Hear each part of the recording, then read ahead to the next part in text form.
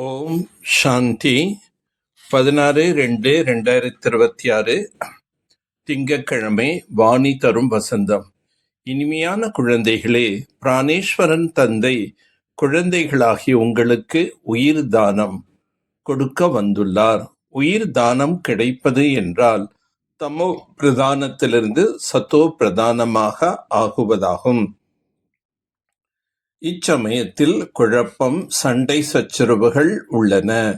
விநாச காலத்தில் விபரீதி புத்தி உடையவர்களாக ஆகி தன்னுடைய குழந்தையை அழிப்பதற்காக அநேக சாதனங்களை தயாரித்தபடி இருக்கின்றனர். இது புதிய விஷயம் எதுவும் இல்லை. ஏனென்றால் இந்த உலகம் மாறித்தான் ஆக வேண்டும் என நீங்கள் அறிவீர்கள். மகாபாரத சண்டைக்கு பிறகுதான் நம்முடைய புதிய உலகம் என்பது உருவாகும். அதிகாலையில் யார் வந்து முரளியை வாசிப்பது? உலகமோ முற்றிலும் அடர்ந்த கார் இருளில் உள்ளது. ஞானக்கடல் பத்தீத்த பாவன் பிராணேஸ்வரன் தந்தையிடமிருந்து நீங்கள் இப்போது முரளியை கேட்டுக்கொண்டிருக்கின்றீர்கள். அவர் பிராணனை காப்பாற்றக்கூடியவர். ஓ ஈஸ்வரா, இந்த துக்கத்திலிருந்து காப்பாற்றுங்கள் என்று அழைக்கின்றனர் அல்லவா? பிரஷ்டாச்சாரியிலிருந்து சிரேஷ்டாச்சாரி ஆக்கக்கூடியவர் ஒரே ஒரு தந்தைதான். அவர்தான் நரனிலிருந்து நாராயணனாக ஆக்குகின்றார். குழந்தைகள் கண்டிப்பாக ஆத்ம அபிமானியாக ஆக வேண்டும் என்று தந்தை புரிய வைத்திருக்கின்றார். ஆத்மாவை குறித்த ஞானமுள்ள மனிதர்கள் உலகில் யாரும் இல்லை. ஆத்மாவின் ஞானமே இல்லாத போது பரமாத்மாவின் ஞானம் எப்படி இருக்கும்? ஆத்மாக்களாகிய நாமோ பரமாத்மா என்று சொல்லி விடுகின்றனர். எவ்வளோ பெரிய தவறில் உலகம் மாட்டிக்கொண்டிருக்கின்றது. முற்றிலும் கல் புத்தியாக உள்ளனர். வெளிநாட்டினரும் கூட கல் புத்தியில் குறைந்தவர்கள் அல்ல. நாம் நம்மையே அழித்து கொண்டு முழு உலகத்தையும் அழிக்கக்கூடிய அணுகுண்டும் முதலியவைகளை உருவாக்கி கொண்டிருக்கிறோம் என்பது கூட அவர்களுக்கு புத்தியில் வருவதில்லை. தனது விநாசத்தை செய்து கொள்வதற்காக அனைத்து ஏற்பாடுகளும் செய்து கொண்டிருக்கின்றனர். விநாச காலத்தில் தந்தையிடம் யார் அன்பற்ற புத்தியாக உள்ளனரோ அவர்களுக்கு விநாசம் என்று பாடப்பட்டுள்ளது. இந்த ஞான யஜ்யத்தில் அசுர சம்பிரதாயத்தினர்கள் தடைகள் அதிகமாக ஏற்படுத்துவார்கள்.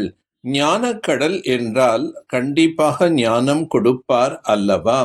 யோகத்தில் அமருங்கள், தன்னை ஆத்மா என புரிந்து கொண்டு தந்தை நினைவு செய்யுங்கள் என்பதும் ஞானம் அல்லவா?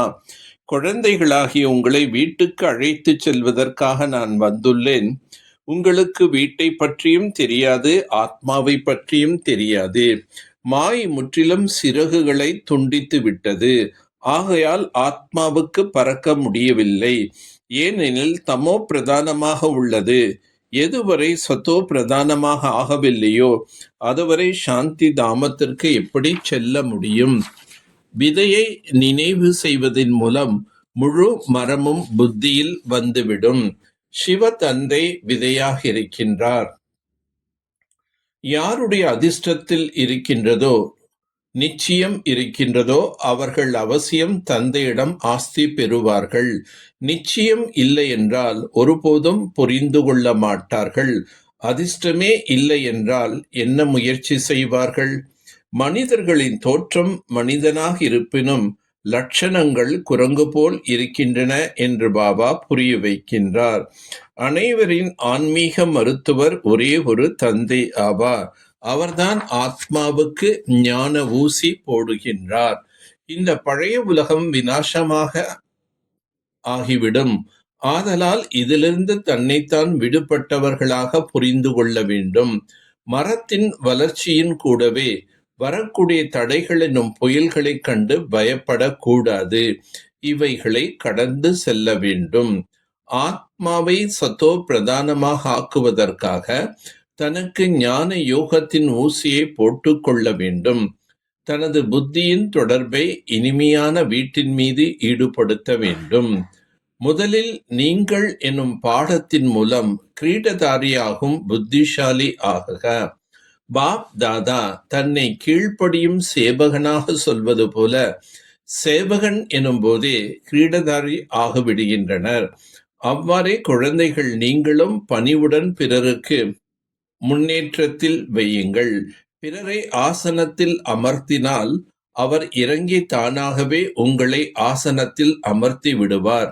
மாறாக நீங்கள் அமர நினைத்தால் அவர் அமர விடமாட்டார். எனவே அமர்த்துவது அமர்வதாகும். ஆகவே முதலில் தாங்கள் என்னும் பாடத்தை உறுதி செய்யுங்கள். அப்போது சம்ஸ்காரமும் எளிதில் இனியும் கிரீடதாரியாகவும் ஆகிவிடலாம். இதுவே புத்திசாலியாக ஆகுவதற்கான வழியாகும். இதில் முயற்சியும் இல்லை, பலனும் அதிகம். அவ்வக்த நிலையை அனுபவம் செய்ய உள்முகமாகவும் ஏகாந்தவாசியாகவும் ஆகுக. இதுவரையிலும் ஒவ்வொரு மலரும் அவரவரது வர்ணங்களின் அழகை காண்பிக்கின்றனர். ஆனால் பூச்செண்டாகும் போது நறுமணம் கமலும் சக்தியும் வெளிப்படும். அப்போதே இந்த குழுவின் சக்தியால் பரமாத்மாவின் வெளிப்பாட்டிற்கு நிமித்தம் ஆவீர்கள். இப்போது ஒவ்வொருவரும் தனித்தனியே இருப்பதால் முயற்சி அதிகம் தேவைப்படுகின்றது. ஆனால் குழுவில் ஒருமித்த கருத்துடன் செயல்பட்டால் முயற்சி குறைவாகும், வெற்றி அதிகரிக்கும். நல்லது. ஓம் சாந்தி. ஓம் சாந்தி. ஓம் சாந்தி.